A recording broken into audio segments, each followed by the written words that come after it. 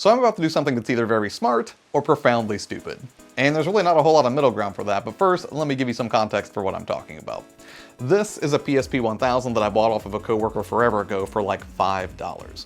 And for the most part, it is functionally in pretty good shape. The battery holds a charge, the USB drive works fine, it's got sound, the screen works. The back is a little gross because somebody put a sticker all over the back of it, so there's a bunch of residue on there that I'm gonna have to get off. But for the most part, it's in pretty good shape, except for one glaring issue, and that is this. As you can see here, there's like this spiderweb crack kind of right in the middle of the screen.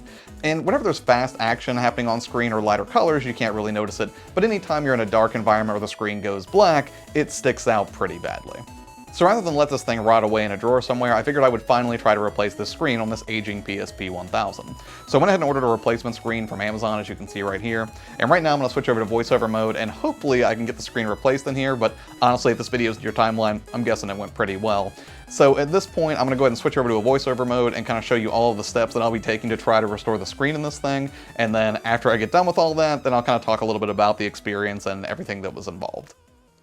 Okay, so first up, there are a few things that you'll want to have on hand before you start trying to replace a screen in a PSP 1000. The first, obviously, being, well, a PSP 1000. Beyond that, you'll also want to make sure that you have a small Phillips head screwdriver, and it's also helpful to have a spudger and a pair of tweezers ready as well.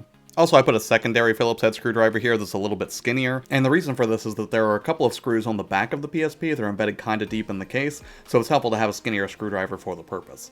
And finally, you'll want some Kapton tape. I actually had to look up what this was, but it's only a few dollars, and essentially it's going to be put right on the connector for the screen, and what this does is keep those components from brushing up against other components inside the PSP and possibly causing a short. Also, I will drop links to the specific screen that I'm installing along with all of the extra tools that I ordered, which really just amounted to that Kapton tape along with a precision screwdriver set, in case you don't have some of these tools lying around. Alright, so now that you've got all of your tools together, the first thing that you want to do obviously is to go ahead and turn off your PSP and flip it on its face. And with the unit powered off, the first thing that we want to do is remove the battery cover and ultimately pop out that battery.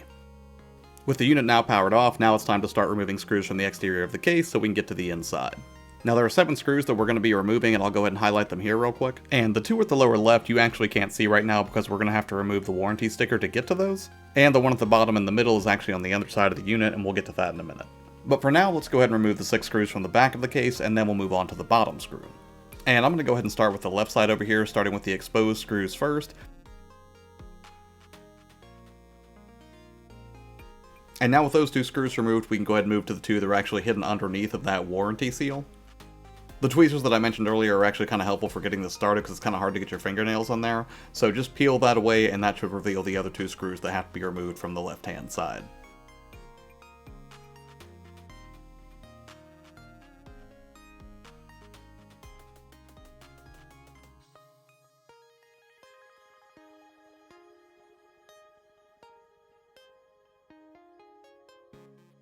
And now let's go ahead and move on to the right side where we've got 2 more screws to remove. And these are the reasons that I mentioned it was better to have a skinnier screwdriver for this part, because these screws are kind of recessed and it'll be hard to get to if you don't have one that's thin enough to make it through the case.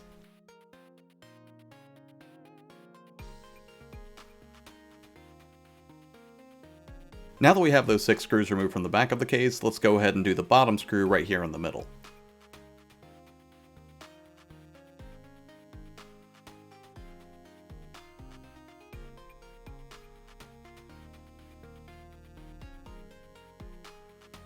And with that final screw removed, let's go ahead and lay the PSP down face up.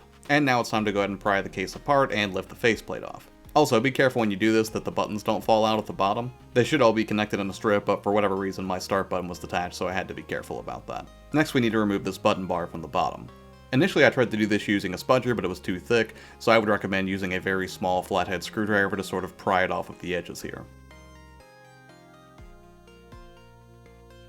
However, don't lift it away just yet because you do have 1 ribbon cable to remove, and you can use either your fingernail or the tweezers to lift up this bail and push it up,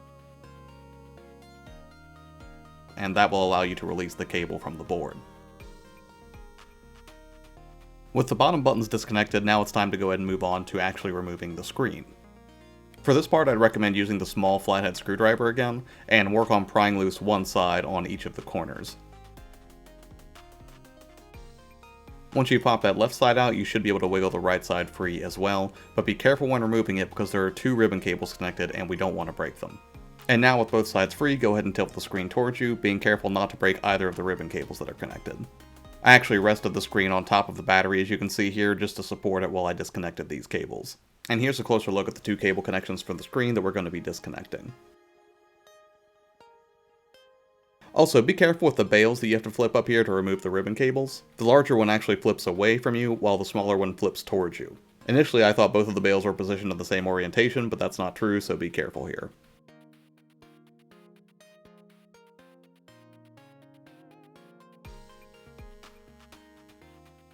Once you've flipped open both of the bails, you should be able to pull the cables loose fairly easily.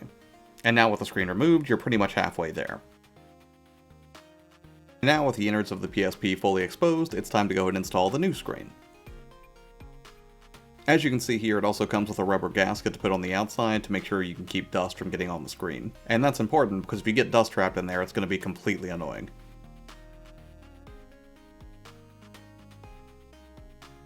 However, before we go to work actually connecting the screen and installing the gasket, first we have to cover up the electronics right here. As you can see on the original screen we removed, this is also covered. I have seen some people repurpose this tape, but I think it's better just to use fresh Kapton tape personally. So take a thin layer of Kapton tape and make sure these components are covered entirely.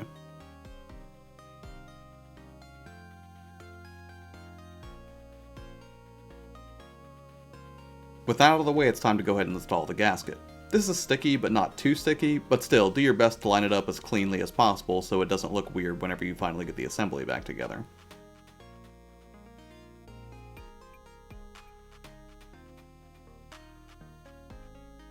Now with the gasket installed, you can go ahead and connect the two ribbon cables. Just make sure that you have the bails flipped down securely onto those cables, otherwise they'll come loose. This actually happened to me initially, and I actually had to open the whole thing back up to make sure that it was securely connected. And once you're sure those cables are securely connected, then you can go ahead and snap the screen back down into place.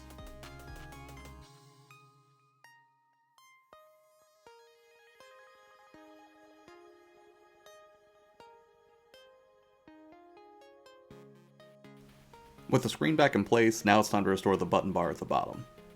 It should be able to snap in, and also just like the two connections we made for the screen, you'll want to be very careful to plug that ribbon cable back in and make sure the bail is pushed down all the way.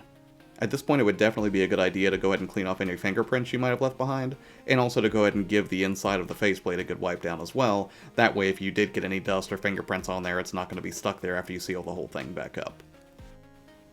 And finally, with the new screen installed and the buttons reconnected, it's time to go ahead and seal it back up by snapping the faceplate back onto the front. Make sure all of the buttons are correctly positioned when you do this. I almost left one of the shoulder buttons off. And once you're sure everything's in place, then you can go ahead and start restoring all of the screws to the outside of the case.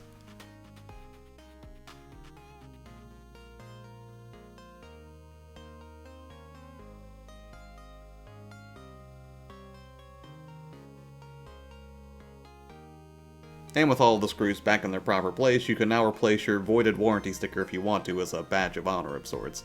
And with everything now back in place, it's time to go ahead and restore the battery. And finally power it up and hope for the best. If you've done everything correctly and the connections are in place, then your screen should come on and you should no longer have a cracked screen for your PSP. Alright, and that's it. So if I was able to complete those steps and you follow those steps, you too should be able to replace the screen on a PSP 1000. Ultimately, it was a pretty seamless process. Again, the only issue that I really ran into was that at first the screen did not come on, and immediately I was almost positive it was because one of those ribbon cables came loose. So I cracked it back open, and sure enough, I did not push one of the bails all the way down for the smaller connector for the screen. Did that, put everything back together, and now it works totally fine, and the screen looks gorgeous just like it originally did.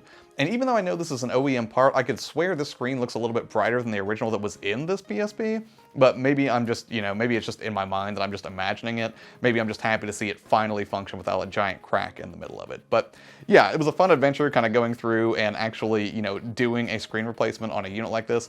I've never really done DIY stuff on this channel before, and I've, really never done a lot of tutorials about like hardware or doing, repairs like that. And to be fair, this was not overly difficult, right? It did not involve any soldering or anything like that. So yeah, if you ever find a busted up PSP at like a garage sale or a flea market or something, and the only thing wrong is that the screen is cracked, retractor won't come on, you can get a replacement for like 20 bucks, and with a little bit of work, you can restore it back to base functionality, which is kind of awesome.